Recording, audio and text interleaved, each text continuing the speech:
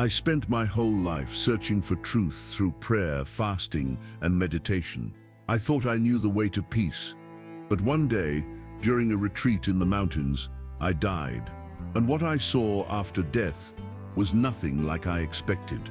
A man with scars in his hands stood before me, and in that moment, everything changed. Before we continue, please let me know where you're listening from. It would be nice to feel closer, even if we're physically apart. Also, don't forget to like. It will help this video to reach so many people who need to listen to this testimony, and leave a comment. Share your thoughts about this near-death experience testimony. Let's have a fair and open discussion so we can learn from each other here on this channel. And don't forget to subscribe for more of this content coming your way. Enjoy listening. For years, I followed the rituals without question. I chanted the mantras, fasted on holy days, and spent hours in deep meditation, trying to empty my mind and connect with Vishnu. But no matter how hard I tried, something was missing. The gods felt distant, like shadows I could never quite touch. The more I prayed, the emptier I felt. Then came the whispers. Some of the younger monks spoke in hushed tones about a man named Jesus. They said he wasn't just another guru or avatar. He claimed to be the only way to God. At first I dismissed it. My loyalty was to Hinduism, to the gods I had worshipped since childhood. But the words stuck in my mind like a splinter I couldn't remove. One evening, as we sat around the fire after evening prayers, my friend Ravi turned to me. His eyes were serious. "Have you ever really felt Vishnu's presence?" he asked. The question hit me like a slap. I opened my mouth to answer, but no words came. The truth was, I hadn't. I had devoted my life to rituals, to discipline, to the pursuit of enlightenment, but I had never truly felt the divine. That night, alone in my small room, I stared at the statue of Vishnu on my shelf. His stone eyes stared back, cold and unmoving. For the first time, I allowed myself to wonder, what if there's more? What if the answers I've been searching for aren't here? The seed of doubt had been planted, and it was growing. They said I was searching too hard for the truth.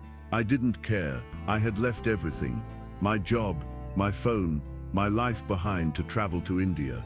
I believed there had to be more than just waking up, working, eating, and sleeping. I wanted something real, something deeper. I arrived at a quiet monastery near Rishikesh, a small place with old stone floors and soft chanting that never seemed to stop. I remember the day everything started to change.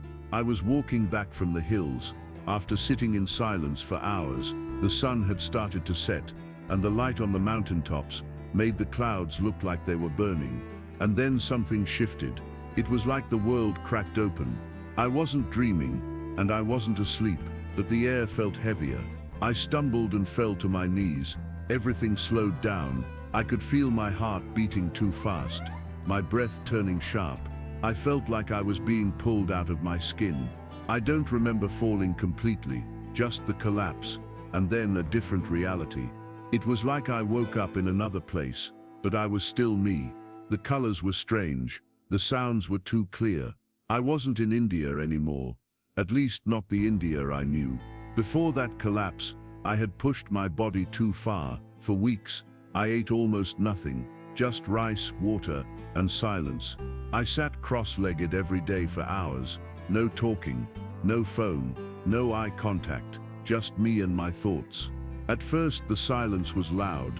My mind screamed with memories, regrets, things I had forgotten. But as the days passed, I felt something changing in me. Like my body was fading, but my awareness was growing. My limbs began to shake. Some mornings I couldn't stand without leaning on the wall. My ribs showed, my skin was pale, but I thought that was a sign I was getting closer to enlightenment. I now know I was dying, but in that moment, it didn't feel like death. It felt like a doorway, something ancient and quiet calling to me from the other side. It was sudden, a sharp stabbing pain in my chest. I gasped, but no sound came out. My vision blurred, and I dropped to the ground in the prayer hall. One of the monks later told me I stopped breathing for nearly 2 minutes. But during those 2 minutes, something happened. I wasn't in my body anymore. I was floating above it, watching them try to revive me. I should have been scared, but I wasn't. It felt peaceful, almost beautiful. Then, like someone had pulled a thick curtain, everything went dark, pure, heavy darkness. Not the kind you feel when you sleep, the kind that holds weight, the kind that whispers things to you in silence. It was the darkness of clinical death, but something deeper was waiting inside that blackness. When the darkness faded, I found myself standing at the edge of the Ganges River. Not the peaceful tourist version I had seen before, but a heavy, polluted, thick river that smelled like decay and incense. It stretched wide and endless, with ashes floating on its surface and the sounds of chants echoing from nowhere. People were everywhere. Some were bathing, others burning, faces I didn't know, yet they looked familiar. I looked down, and I was barefoot, dressed in white. Then it hit me. This wasn't just a river, this was samsara, the cycle of life, death, and rebirth. The endless turning of the wheel. I could feel it in the water, in the air, in my bones. Every soul there looked tired, worn, like they had been walking in circles for thousands of years, and I was one of them. As I stood there, a strange force pulled me forward. Suddenly, I was walking through lifetimes, one after another. I saw myself as a soldier, then as a mother, then as a beggar, then again a rich man. Each life carried its own weight, its own sorrow and joy. But there was something that followed me in every life, my karma. I could feel it like a backpack full of stones, things I had done, things I had left undone, words I had said in anger, acts of kindness I never finished. Each stone told a story, each story was mine. The cycle didn't care who I had been, it just kept spinning, over and over, like I was trapped in a loop with no end. I wanted out, but I didn't know how. I fell to my knees at the riverbank. For the first time in what felt like lifetimes, I cried, not just from pain, but from exhaustion. I was tired of coming back, tired of carrying the same burdens again and again. I raised my hands to the sky and cried out, Vishnu, please, if you are real, help me. I don't want this anymore. The river stopped moving. The wind grew still. I waited for an answer, a sign, a voice. But there was only silence, not empty silence, but sacred silence, the kind that speaks louder than any word, the kind that says, you are not alone, but you must choose. And just like that, I was pulled back, gasping for air in the prayer hall, alive, but changed. I thought I had reached the end. After crying out beside the river, after the silence of Vishnu, I believed there was nothing more, just darkness, just the weight of my karma, pressing me down, again and again. But then, something changed. It started as a glow far across the polluted river, faint at first, like the first star in the evening sky. Then it grew, bright, warmer than sunlight. It wasn't harsh, it was soft, yet powerful. As it moved closer, the thick black smoke above the river began to lift, the stench faded, the ashes dissolved, the dark water turned clear. The polluted Ganges transformed before my eyes. The river, once filled with the remains of sorrow and death, now shimmered like liquid gold. Flowers bloomed on its banks. The people I had seen suffering were now turning their faces toward the light, as if waking from a long nightmare. I stood up, weak but drawn to what was coming. From the center of the light, a figure stepped forward. At first I thought it was another holy man, but as he moved closer, I felt something I had never felt before. Not fear, not wonder, but peace, deep peace. Like everything I had ever worried about, no longer mattered. He wore simple robes. His eyes were like fire, yet filled with kindness. His hands were stretched out, and I saw them, the scars, one on each palm, another on his feet. He wasn't just any man, he was glowing from within. His whole being seemed to be made of light, not just around him, but through him, as if light obeyed him, and yet he looked at me not with pride or judgment, but with love. I didn't know what to say. I had traveled across continents in search of truth. I had studied many paths, listened to many teachers, but never had I expected to see him. But somehow, I knew it was Jesus, not the painted image on church walls. not the religious symbol, but the living person. The same Jesus who had once walked on earth. The one people spoke of in whispers, stories, songs, the one I had never truly known. He walked across the now clear river, and as he reached me, I fell to my knees. Tears flowed freely, but this time, they were not tears of sorrow. They were tears of being found. He looked at me, and I felt like every part of me, my past, my pain, my confusion, was suddenly exposed. Not to be shamed, but to be healed. Then he spoke. His voice was deep, calm, and full of life. It didn't echo, but it filled everything. He said, "I am the eternal one you've been seeking." Those words, they broke something in me. All the meditation, all the searching, all the lifetimes I thought I had lived. It all made sense now. I wasn't crazy, I wasn't lost. I was just looking in the wrong places. And now, he had come to find me. As he touched my shoulder, the sky above cracked open. I saw a great throne in the heavens, shining brighter than anything I had ever seen. Angels, real, massive, glorious, were singing songs I didn't understand with my mind, but somehow my heart knew every word. The river disappeared. The people around me vanished. It was just him and me now. He showed me the truth. There was no need for endless rebirths. No need for paying off karma like a debt. All of it, all my sins, all my failures, he had already carried. He looked at me again and said, "You were never meant to live in circles. I came to make the path straight. I am the way, the truth, and the life."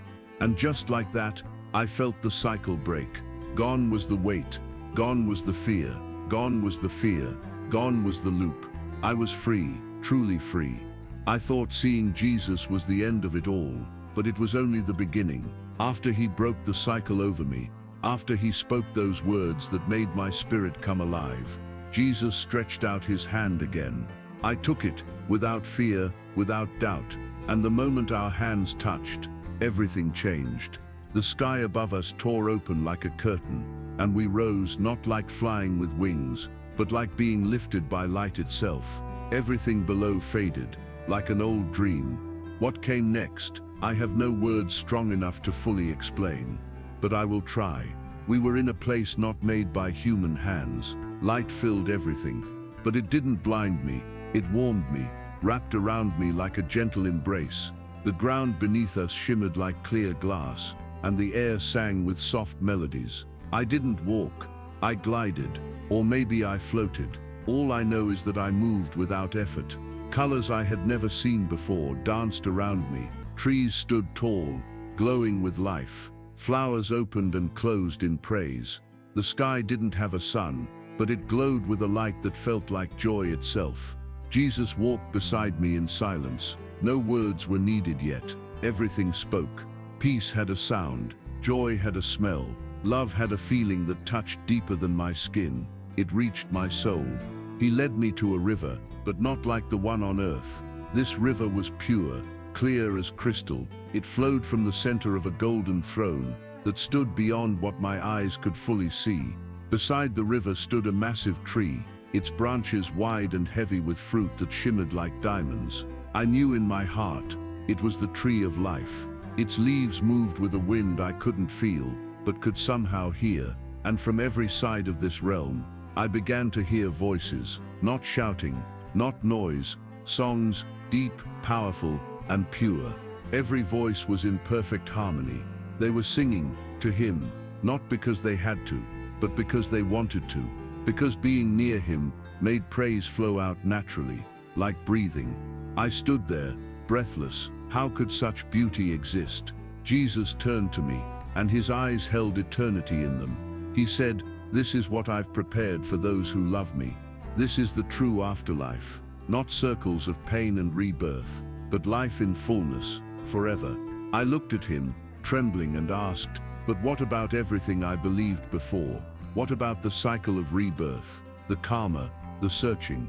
He looked toward the river and said, "Those were shadows, lies dressed as truth. The enemy wanted to keep you trapped in a loop, believing you had to fix yourself again and again. But I already paid the price." Then he showed me something, Like a vision within a vision, I saw a great gathering. People from every tribe and tongue stood before his throne. Books were opened, some were weeping, some were rejoicing. It was the final judgment, and Jesus said, "In the end all will stand before me, not to see if they were good enough, but to see if they knew me. Only in me is there freedom from the endless search." I had spent my life trying to escape pain, trying to become better through effort, silence and spiritual discipline. I thought the more I suffered, the closer I got to peace. But Jesus made it clear, I had been deceived. The cycle was a trap, a lie, a maze with no exit, a cruel game where I was told I needed to fix myself, lifetime after lifetime. He looked at me and said, "The truth was never hidden from you. It was written in your heart. I am the truth. I came to break the curse, not make you walk in it forever." I felt something inside me shatter, a heavy chain I didn't even know was there. I was free, truly free. Then he hugged me, not a handshake, not a gesture from far away. He wrapped his arms around me like a brother, like a father, like a friend. In that moment I felt it. Love, not the kind that comes and goes, not the kind you earn or lose. This love saw every broken part of me and didn't run away. It healed, it embraced, it stayed. I began to cry, not from pain, but from the beauty of it all. I knew no matter what happened next, I would never be the same. Here is the continuation of Arjun's testimony, in line with your outline, narrated in first person and in simple, vivid language. When I looked into the eyes of Jesus, I saw something that no idol, no statue, no mantra had ever shown me before. Truth that pierced through every belief I ever held. He gave me a moment to look back, and I did. I saw my entire life, my years spent in temples fasting for days, repeating the name of Vishnu over and over, seeking what we called moksha, freedom from the cycle. I thought I was close, but in that place of light and truth, I saw the emptiness of it all, not because my intentions were bad. I was sincere, I was desperate, I truly wanted to be free, but every ritual, every renunciation, it was like trying to clean a wound with dirty water. Jesus turned to me and said with such calm authority, "True liberation is not something you earn, it is something I give. I paid for it with my blood." And just like that, I saw it. I saw him on the cross, his hands nailed, his side pierced, the suffering, the love, the sacrifice. It was all for me, for us. Not karma, not rebirth, not chanting, only him. He said, "I am the way, the truth, and the life. No one comes to the Father except through me." Then Jesus showed me two futures. In the first I continued the Hindu path. I saw myself sitting again in the ashram, surrounded by disciples, repeating chants that echoed into a hollow sky. My body aged, my soul remained lost. Death came, and then darkness, still searching, still longing, still empty. I saw Ravi, I saw others. They were trapped in that cycle too, believing the same lies I once followed. Their faces were peaceful on the outside, but deep down there was a silent scream. Then came the second vision. I was standing among people of different colors and languages. We were singing, smiling, and full of joy. I was holding a book, the Bible, and telling them about Jesus. I was not just saved, I was helping others find the truth too. Jesus looked at me and said, "Go back, Arjun, be my light in the darkness." I gasped. My eyes opened to a bright ceiling. Machines beeped around me. A nurse screamed for a doctor. I was back in a hospital in Bloomington, alive, not because I deserved it, but by grace. Ravi came running in days later. When I told him everything about the light, the river, Jesus, the cross, he just stared at me, shocked, silent. "I know this sounds crazy," I whispered, "but it happened." He didn't believe it right away, but something stirred in him, a question, a seed of curiosity, and that was enough. When I returned to the ashram, I felt different. It wasn't the place that had changed, it was me. I stood before everyone and shared what happened. Priya shouted. Anil stormed out. They said I was poisoned by the West, that I betrayed everything we stood for, but Ravi stayed, quiet but close. I began reading the Bible in secret, hiding it under my mat. Every page felt alive. The more I read, the more everything made sense, not in a way that filled the mind only, but in a way that filled my soul. The tension grew, whispers, avoided eyes. I knew I could not stay the same. Then one day, I met Pastor John in a small house church. He taught me more about Jesus, helped me understand what I saw, what I felt. The truth was no longer just a vision, it became my life. I tried to keep some old ways. I even chanted Omu once or twice, hoping I could mix what I knew with what I had found, but the peace wasn't there. Only when I let go and rested fully in Jesus's promises did I find peace that stayed, even in storms. I shared everything with Ravi one evening. He wept, and then he smiled. Some left the ashram. They said I was lost, that I had changed. They were right, but I wasn't lost. I had been found. I finally saw what I couldn't before. Light and darkness don't mix. Truth doesn't share space with lies. It was time to walk fully with Jesus. Each night, I held that Bible close. I read, I prayed, not with chance, not with fear, but with love, with freedom, and every prayer was simple. Jesus, thank you. Use me, even when I was alone. I wasn't, even when I was rejected. I had peace. I had found the one I had searched for my whole life, and I knew he was more than enough. Thank you for listening to my testimony. If you have been blessed, please kindly share to your loved ones, and please don't forget to like this video and subscribe to this channel for more of this testimonies coming your way. God bless you, and remain ever blessed.